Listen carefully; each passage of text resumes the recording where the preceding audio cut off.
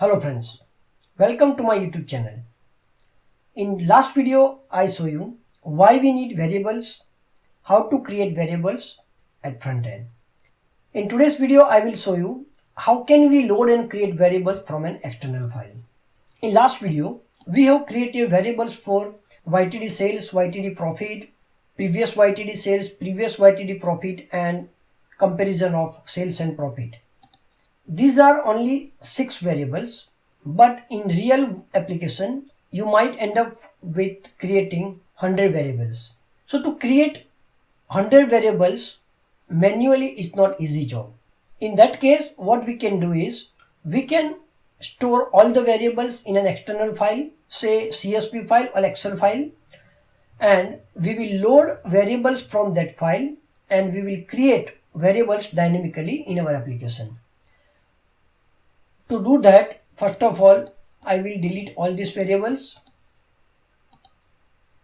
and all our KPI and our chart will show us null value now. So first of all, I will show you an Excel file where I have stored all the variables. So we have 6 variables stored and I have created Excel file with 3 different columns. First one is the variable number, then variable name and then variable expression. Variable name and variable expression I will show you. Create new window. The variable name will be used for name and variable expression will be used for this definition. Please note down that I am using February 2022 version, so you might have different variable creation window compared to my one.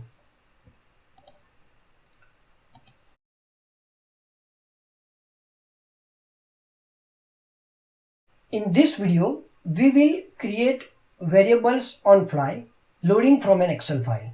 Whenever you are creating variables from the script, you have to use either set or let. I will use here let and I will say v total sales equal to sum of sales. I have used single quote because I want to store this variable as a string, and then when I will use $sign expansion, the variable expression will get evaluated. So once I load this at the front end, you can see my variable is getting created. So now I will use this idea and create all my variables at front end. So first of all, I will use a table name, temp variable, and I will load that Excel file with variable name and variable expression. And I will create variable. I will say v total rows equal to number of rows in my temp variable table, and I will trace it.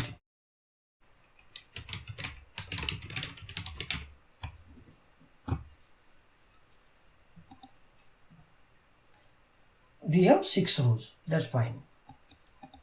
Now, if you have watched video number 10 and video number 11, I have shown you how to use this number of rows. Now I will use a for loop. I will say for I equal to 1 to v total rows, and I will say next I. Now here I will use trace statement. I will write here total rows, and when I reload it, we will see total row 6 and we will get 6 rows printed here. Now I will use pick function. I will say let v name of my variable is, I will get dynamically using the pick function, and I will say I, and this is my table name. So what pick function will do? It will get the variable name, row number 1 from the temp variable table, and I will do trace statement here. I will say like this, and then I will load it. So now you can see the first line is coming as year-to-date profit. If we see the Excel file, the first line one is YTD sales. When you use the pick function and when you use the number of rows, the first row will start from 0.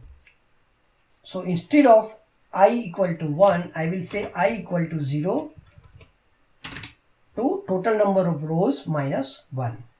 And now it should give me all variable name. So my first step is done. I got all the variables name from the Excel file dynamically. So first job is done. We got the variable name. So by using $v name, we are getting the name of the variables. So that I will use here. I will say let v name equal to, and now I will get the definition here. So variable definition will come here, and I will use here first $v name will give me the name of the variable, and when I will use another $sign expansion, means double $sign expansion, it will give me the definition. And if we go to the front end, all variables should get created. Now we will drop variables which we don't need. So we don't need this variable, so I can say let v total rows equal to null. Then another variable this, I will say let this equal to null. Then I don't want this I as well. I will make it also null. I will reload this application and I will go to the variable overview window, and then I will delete them. So next time when you reload this application, you will not get these variables back. So now you have only 6 variables. So say now if we have one more field here, and I will say it is in YYYYMM format, and I will say order year month.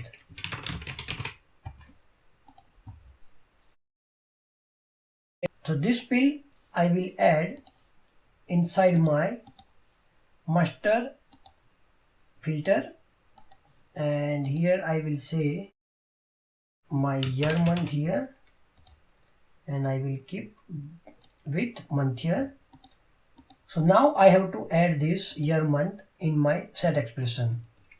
So what I will do, I will go to my expression file, and here simply I will mention here order year month, and I will copy this, and I have to paste in 4 expressions. I will reduce the font size so that you can see all the expression together, and I will mention in all 4 expressions. I will save the file, and when I will reload the application again, you can see now we have order year month and order month here, both here, and our variable definition should have changed. So you can see now we have order month here and order year month both. And now these selections of order year month will not affect any of our object. So this is how you can store your variables in an outside file and then create variables on fly dynamically without manually creating them. This way it is easy to handle the variable as well. So if you have to modify any variable, you can modify it easily. Hope you like this video. Thanks and have a great day.